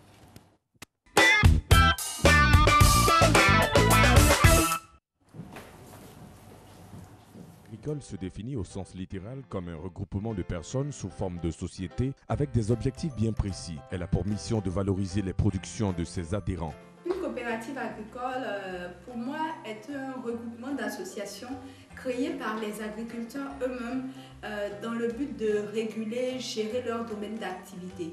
Selon moi, une coopérative agricole, c'est le fait que des planteurs ou des femmes qui cultivent des produits agricoles se mettent ensemble pour pouvoir valoriser leurs produits, pour ainsi permettre qu'ils s'écoulent plus facilement sur le marché. Je pense que la coopérative agricole peut aider à lutter contre la pauvreté en aidant les paysans à commercialiser leurs produits au travers du respect des prix homologués fixés par l'État. Pays phare de l'Afrique de l'Ouest, la Côte d'Ivoire dispose d'énormes richesses sur le plan agricole. Il a toujours été dit que le succès de ce pays repose sur l'agriculture. Pour mener à bien les différentes politiques agricoles, plusieurs actions ont été menées à l'attention des agriculteurs, notamment l'encouragement à la création des coopératives agricoles. Elles soutiennent les petits producteurs agricoles, hommes ou femmes, et les groupes marginalisés en créant des emplois ruraux durables. Les coopératives de producteurs offrent aux petits exploitants agricoles, hommes ou femmes, des opportunités de marché et leur fournissent des services, notamment des formations améliorées en gestion des ressources naturelles et en un meilleur accès à l'information, aux technologies, aux innovations ainsi qu'aux services de vulgarisation. Plus qu'une simple organisation de personnes, les coopératives agricoles offrent aux petits agriculteurs particulièrement de tirer de grands avantages, notamment à travers le pouvoir de négocier et de partager les ressources en vue de parvenir à la sécurité alimentaire et à la réduction de la pauvreté. Ce sont ainsi des milliers de coopératives qui organisent le monde agricole et rural. Aujourd'hui, les coopératives agricoles sollicitent plus de fonds des institutions nationales et internationales en vue d'explorer tous les secteurs et participer efficacement à la lutte contre la pauvreté. Bonjour, si vous nous regardez, surtout bon début ou milieu d'après-midi, c'est selon l'heure à laquelle vous regardez cette émission. Merci en tout cas de nous rester fidèles pour les invités qui viennent nous voir chaque fois à partir de 7 heures. Aujourd'hui, Eva l'a dit avant de lancer donc bien sûr le postulat de cet entretien, c'est Monsieur Kouadio Kwasi Jean-Baptiste qui est notre invité. Il se signale de plus en plus donc avec des séminaires qu'il anime, avec des cours qu'il donne aussi, des orientations, des conseils sur le terrain avec notamment nos parents du milieu agricole. Il est donc légitime qu'il soit sur notre plateau pour parler bien sûr de coopérative et développement économique et social. La première question, on le dit souvent au journal télévisé, partout, c'est quoi une coopérative? Merci à vous de m'accueillir sur votre plateau ce matin. Une coopérative, c'est une association de personnes volontairement réunies pour satisfaire leurs besoins et aspirations économiques, sociaux et culturels communs au moyen d'une entreprise dont la propriété est collective et où le pouvoir est exercé démocratiquement. Donc, comme c'est défini ainsi, vous voyez que la coopérative, c'est d'abord une association de personnes qui ont des problèmes économiques, qui ont des problèmes sociaux, qui ont des problèmes culturels communs, et ils décident de créer une structure, c'est-à-dire une entreprise, une unité économique pour résoudre ces problèmes-là. Donc c'est un engagement personnel et collectif pour réduire la pauvreté. Donc on retient surtout que ça doit être une initiative spontanée, ça doit être volontaire, on n'impose pas la création d'une coopérative. On n'impose pas la création d'une coopérative. C'est vous-même, vous sentez que vous avez des problèmes, des difficultés. Vous n'arrivez pas à vendre correctement vos produits. Vous n'arrivez pas à transporter vos produits, ça pourrit. Et pourtant, on en a besoin à Abidjan. Vous n'arrivez pas à faire baisser les prix des intrants. Vous avez de la mauvaise qualité d'engrais. Donc, ça influe nécessairement sur vos revenus financiers.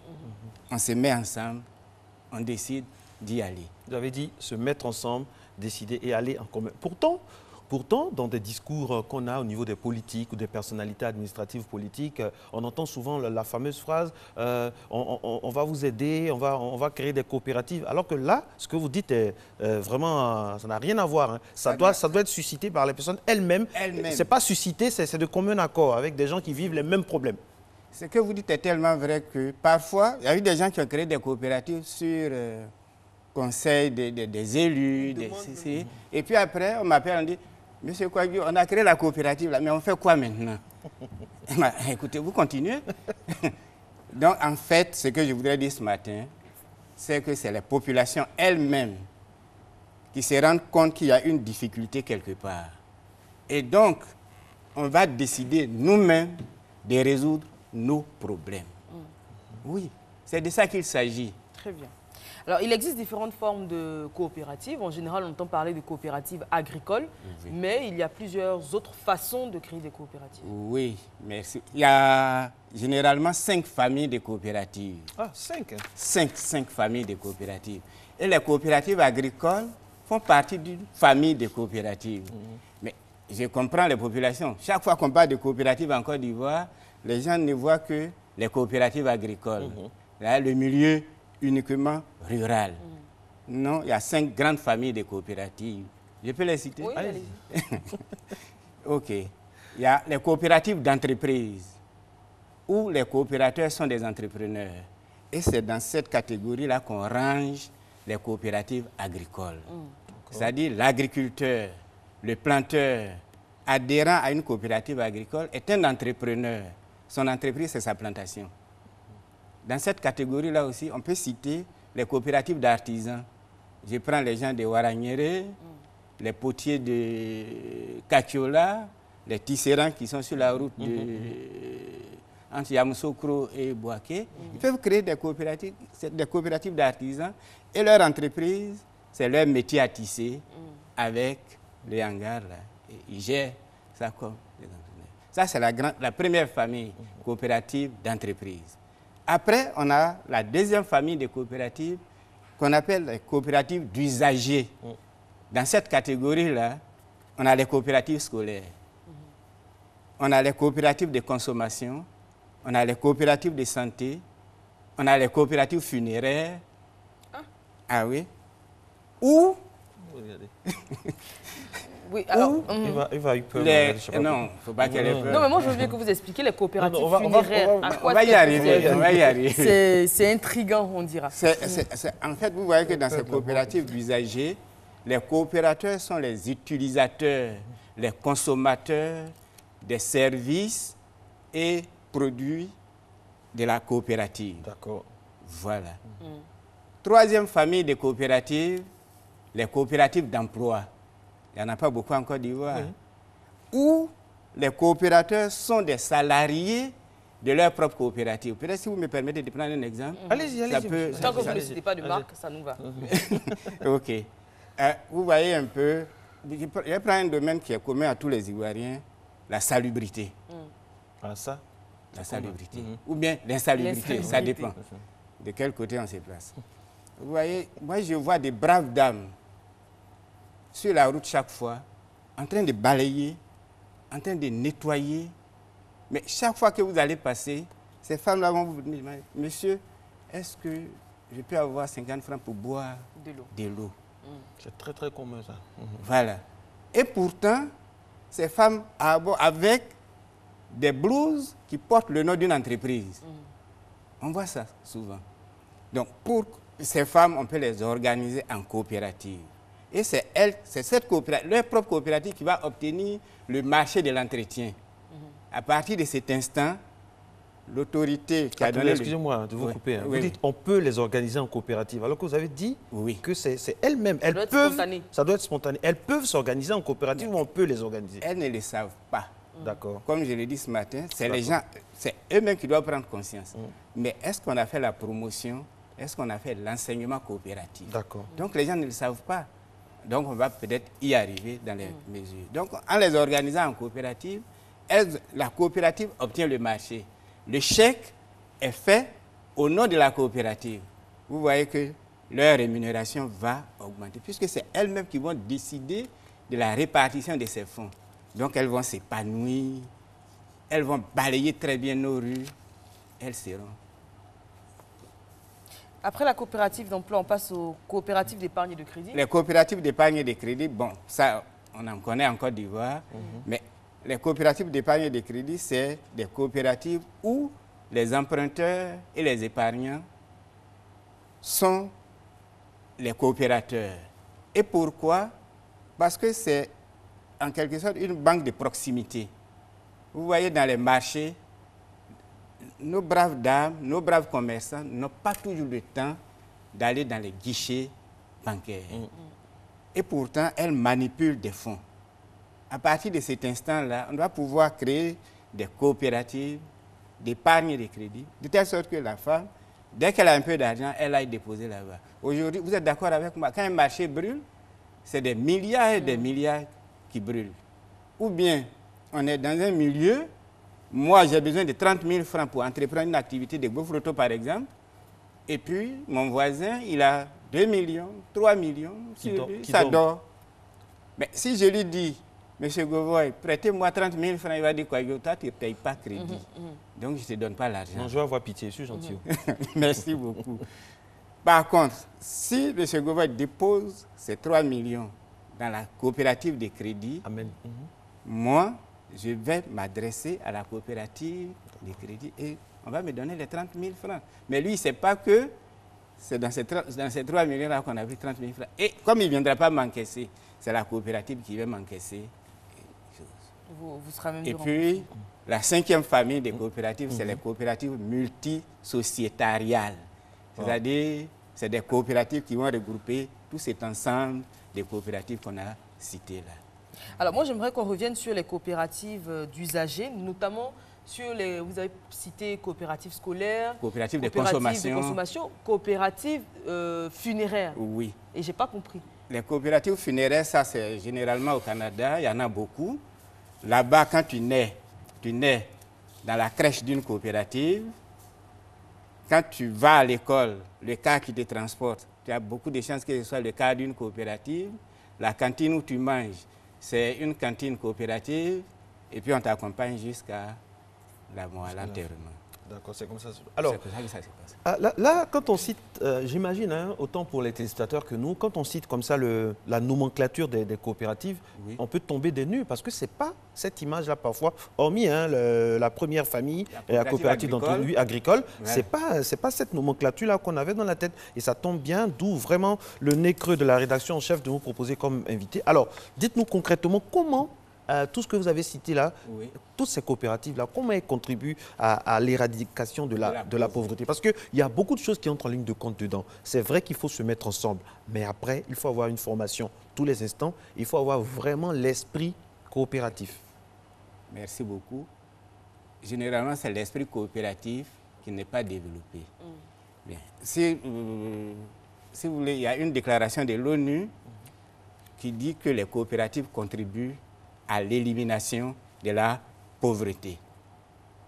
Que les coopératives aident les femmes, les jeunes, les handicapés, les vieux à participer pleinement au développement économique et social de leur contrée. Que les coopératives créent de l'emploi. Alors, on va prendre un exemple simple. Je vais prendre une zone de la Côte d'Ivoire où on produit beaucoup d'igname. L'igname est acheté là-bas pas au kilo. On regroupe, on dit, le tas de 3, on dit c'est 1000 francs ou bien c'est 500 francs. Mais vous êtes d'accord avec moi que si vous abordez les vendeurs ambulants qui se promènent avec les ignames sur la tête, et vous proposez les ignames à combien? À 5000 francs. Donc je prends les ignames à 5000 francs avec le paysan et je viens les vendre. À 500 francs avec le paysan. À 500 francs avec le paysan, les 3, mais je les revends à Abidjan à 5000 francs. La marge fait combien? 4500 francs. Bon, après, ce n'est pas la marge d'une seule personne. Hein. Vous êtes économiste, vous savez, il y a le grossiste, il y a des demi-grossistes, oui, des transporteurs. On va y arriver. Maintenant, supposons qu'on crée une coopérative là-bas. La coopérative peut dire, bon, ok, moi je prends le kilo d'igname, cette fois-ci à 500 francs avec vous. Mais je vais vendre ce kilo d'igname à 1500 francs à Abidjan. Prenons 10 000 tonnes d'igname. Ça fait 10 millions de kilos. 10 millions de kilos multipliés par 500 francs, ça donne à peu près 5 milliards ou bien 500 millions aux paysans. Donc cette fois-ci, vous voyez qu'il y a beaucoup d'argent qui va rentrer dans ces milieux paysans parce qu'on a décidé de vendre au kilo. C'est la coopérative qui rachète toute l'igname et c'est la coopérative qui organise la commercialisation à Abidjan. Donc, individuellement, le prix du fait qu'il ait été renchéri contribue à l'amélioration des revenus du planteur. C'est que lui seul, il ne peut pas prendre ces 2 sacs, ces 3 sacs d'igname pour venir à Abidjan. C'est une affaire de solidarité. C'est une affaire de solidarité. C'est une affaire d'union qui fait la force. Voilà. Mais pourquoi on n'arrive pas à voir que sur le terrain, on a une coopérative? Parfois, on va dans des endroits où on dit « Ah, mais dans cet endroit, dans ce village, dans cette ville, les coopératives sont puissantes. » Mais on ne sent pas ça. On ne voit pas l'effet, l'impact sur les populations. Tout simplement parce que nos coopératives, et je suis d'accord avec vous, c'est-à-dire aujourd'hui, si vous rentrez dans... Il y a à peu près 9800 villages en Côte d'Ivoire, vous avez près de 20 000 coopératives. Wow. Mais ça veut dire qu'on a émietté le mouvement coopératif. Dans des villages, vous allez trouver 2, 3, 4, 5 coopératives, ce qui est contraire à l'esprit des rassemblements, de l'union qui fait la force. Donc les gens ont tendance à prendre les coopératives comme des entreprises individuelles. Ou bien parfois c'est instrumentalisé par la politique. Au moins, une chose, le bon côté qu'on pourrait retenir, c'est que l'information déjà est bien diffusée, qu'il faut créer des coopératives. Voilà. Mais encore la forme, c'est bon, c'est le contenu. Fond. Voilà. Qu'est-ce qu'on met dans la aussi, vous savez, on est en Afrique, hein, chacun se dit oui, mais il est à la tête de la coopérative, c'est pour bouffer tout l'argent, moi je préfère avoir ma propre coopérative, etc. Ouais. Ce qui fait que cet esprit de solidarité, de rassemblement là manque. Bien. Ok. Moi, je suis toujours surpris parce qu'on dit que les Africains sont solidaires. Mais quand il s'agit de la coopérative, on est plus solidaire. Quand il s'agit de l'argent. Quand il s'agit de l'argent. Quand il s'agit de l'argent. Voilà. Pourquoi c'est lui qui a tel poste? Pourquoi c'est pas moi? Bon, pourquoi moi, mon fils est là à l'école? Il y a des débats auxquels on assiste dans les villages. C'est pour ça qu'on dit il y a l'esprit coopératif dont vous avez parlé tout à l'heure n'a jamais été enseigné aux populations. Comment être solidaire? Je prends cet exemple. Vous pouvez être du FPI, du PDCI, du RDR, supporter de la SEC, supporter de l'Africa, de Barcelone, du Real de Madrid. En tout cas, toutes tendances confondues. Mais si on dit l'igname coûte moins cher pour... Là, il n'y a pas de parti, il n'y a pas de parti politique. On supporte l'igname. On n'a qu'à supporter, nous tous, l'igname. Est-ce que notre igname se vend très bien? C'est tout. Maintenant, quand on a très bien vendu, vous prenez votre part d'argent, vous allez donner à votre parti politique, ou bien vous allez donner au président de la SEC, ou bien au président de l'Africa. Ça ne gêne pas. Dans la même veine, lorsque la toiture d'une école saute, quel que soit le parti politique auquel vous appartenez, quel que soit le club que vous supportez, mais vos enfants ne vont pas à l'école. Mais ça, c'est un problème commun que nous devons résoudre par la coopérative. Donc, pour répondre à votre question, on a un problème avec les masses populaires. C'est-à-dire, il faut aller leur encore enseigner ce que c'est que la pédagogie de la coopérative. Et d'ailleurs, dans les principes coopératifs, vous avez un principe qui s'appelle éducation, formation, information. Donc, toutes les coopératives doivent, dans leur budget, prévoir de l'argent pour l'éducation, pour la formation et pour l'information. Mais c'est ça le véritable problème, c'est qu'à part l'information, comme qu'on doit créer une coopérative, le mode de gestion, à quoi est-ce que la coopérative doit servir? La formation, tout ça, on n'y pense pas et on n'a aucune formation même pour gérer une coopérative. On n'a aucune formation. D'abord, si vous prenez une coopérative, il y a 2 blocs, je l'ai dit tantôt dans la définition. Il y a le bloc qui constitue l'association. Vous êtes un groupe de planteurs, d'agriculteurs, on retient cet exemple-là. Vous créez votre coopérative. Il y a l'Assemblée générale qui va élire un conseil d'administration. Mais le conseil d'administration, c'est l'émanation de l'Assemblée générale. Vous êtes tous des agriculteurs. À l'intérieur de ces paquets d'agriculteurs, on choisit un qui est président, on élit un qui est président du conseil d'administration. Est-ce que ça lui a donné des compétences pour gérer la coopérative? Non, il est très bon producteur d'igname. C'est ce qu'il sait faire. Il est bon producteur de cacao. Il est bon producteur de café. Il est bon producteur de palmiers. C'est ça sa compétence. C'est ça sa compétence. Et ça, on appelle ça la gouvernance. Donc vous conseillez quoi? C'est-à-dire, c'est Non, vrai que c'est une coopérative, mais à un moment, il doit y avoir un board pour gérer. On va y arriver. Donc, au bloc associatif, on n'a pas d'entreprise. Mais ce conseil d'administration doit pouvoir recruter des managers, des gens qui ont été formés en gestion des coopératives pour gérer l'entreprise coopérative. Et c'est des gens qui ont été formés pour eux-mêmes, pour que ce directeur puisse animer le bloc associatif. C'est lui qui va leur apporter la formation pour leur dire attention, ça, on fait comme ça, on fait comme ça, on fait comme ceci. La signature du chèque, là, ce n'est pas toi, président, seulement. Hein?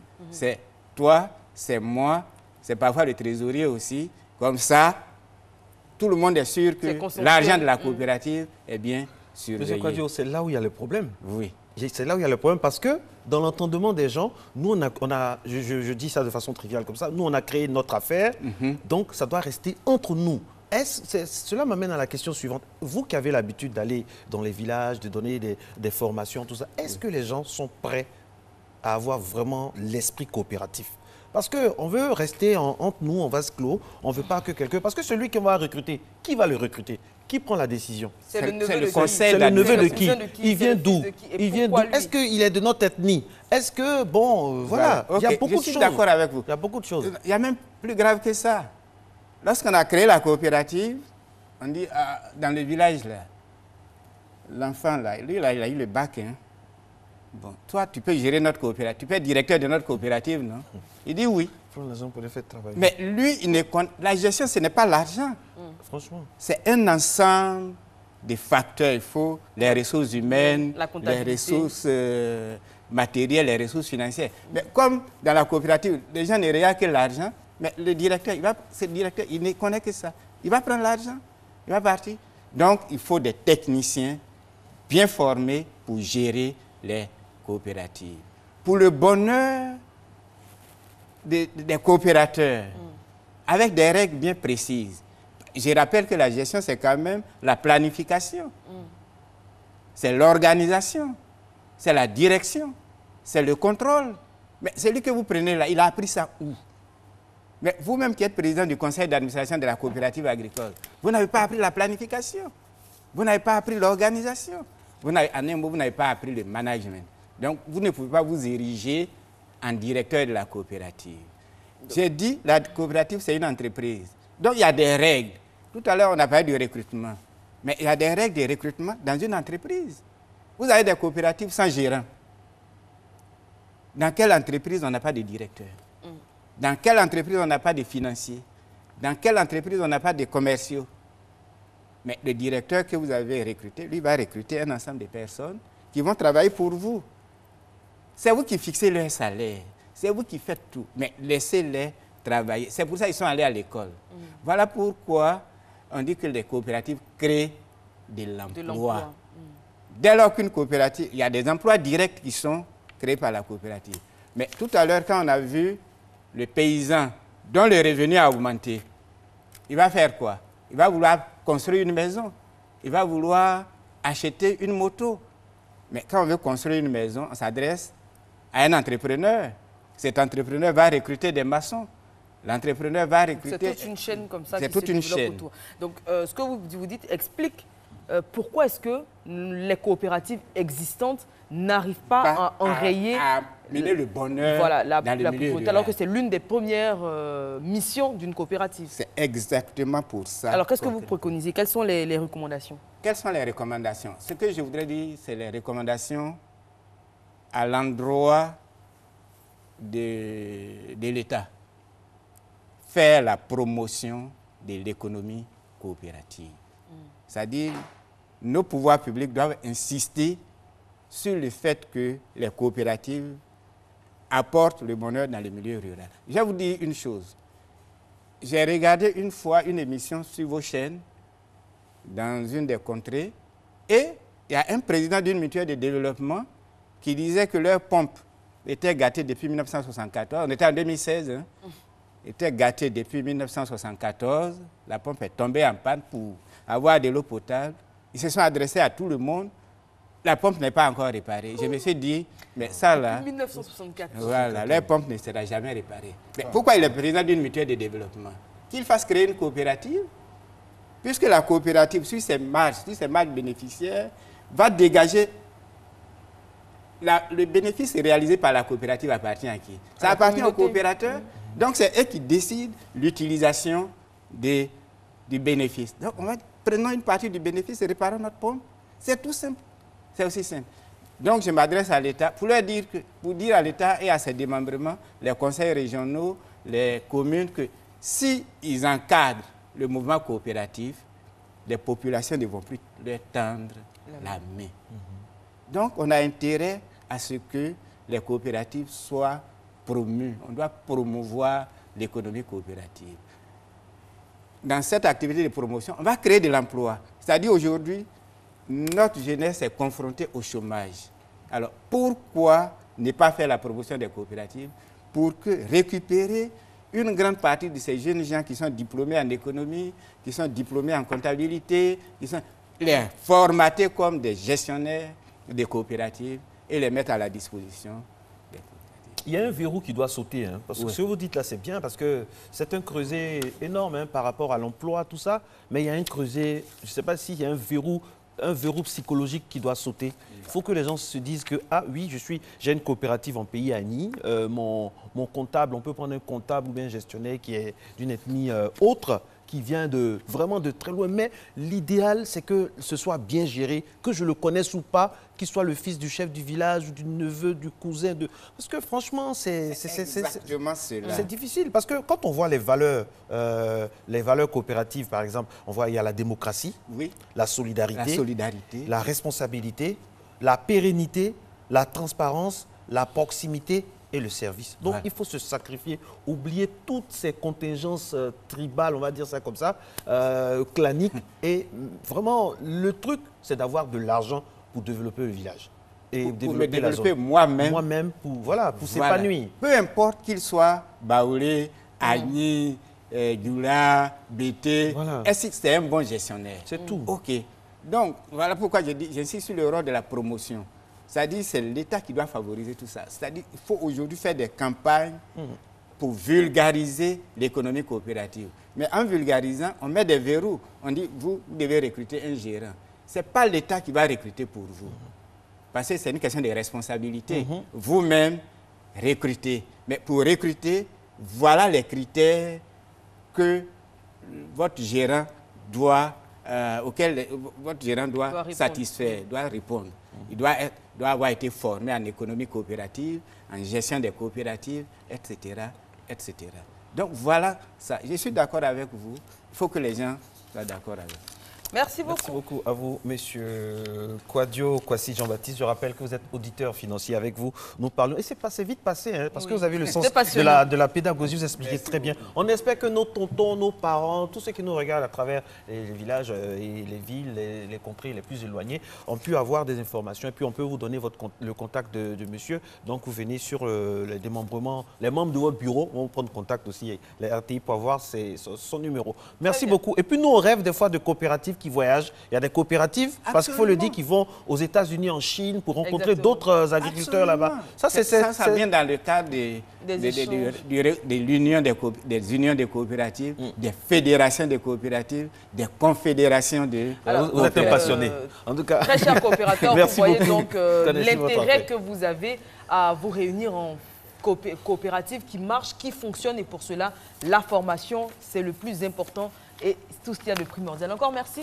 Merci à vous, très chers téléspectateurs, pour votre assiduité à ce programme. On rappelle qu'il a été réalisé par Christelle Akoussa, rédaction en chef signée Kadi Fadiga, rediffusion 14h30. Sinon, on se retrouve demain 5h55 en direct. À demain. Ciao, ciao.